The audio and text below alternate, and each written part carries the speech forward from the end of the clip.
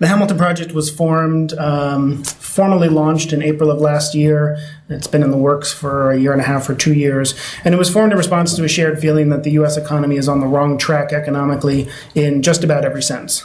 And that new intellectual energy was needed to develop a serious, systematic approach to address the challenges that the U.S. economy faces. So we define economic policy broadly speaking. We put out policy ideas on a broad range of issues from globalization and competitiveness to science and technology, education, healthcare, tax policy, energy policy, all of which relate to making sure the U.S. economy is strong and competitive in the years to come. So let me divide my remarks into 3 sections. First, to identify briefly the economic challenges that we were created to address. Second, to describe in more detail the principles and governing philosophy of the Hamilton Project. And then third, to give you an example, just one example, and I'm happy to talk more about other examples of the type of policy idea that we have advanced that sort of exemplifies our approach. So the challenge as we see it is this. According to several recent polls, a majority of Americans are worried and concerned about their economic future, and they believe their children will be worse off than they are. That anxiety is understandable. Despite strong macroeconomic performance, many workers today are not fully sharing in the prosperity of the global economy. And so instead, the gains of economic growth in the past few decades, and especially in the last few years, have gone largely to those at the very top, resulting in a stunning rise in inequality to levels not seen in America since the 1920s.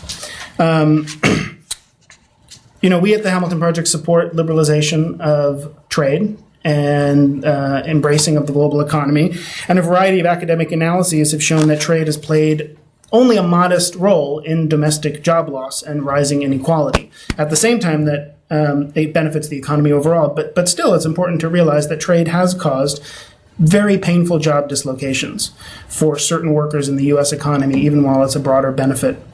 The second is that economic security and economic growth can be mutually reinforcing. Growing economic insecurity for American families takes a toll on the economy as a whole and thus leads to a vicious cycle. Insecurity impairs overall growth, which thus increases the likelihood that the well-documented stagnation I referred to in real median wages over the last 3 decades will persist, which in turn exacerbates the economic security American families face. Economic security can in fact bolster economic growth in 3 ways. First, a basic level of security frees people to take risks in the economy, starting a business, investing in their own education, trying an unconventional career. These sorts of things lead to economic growth.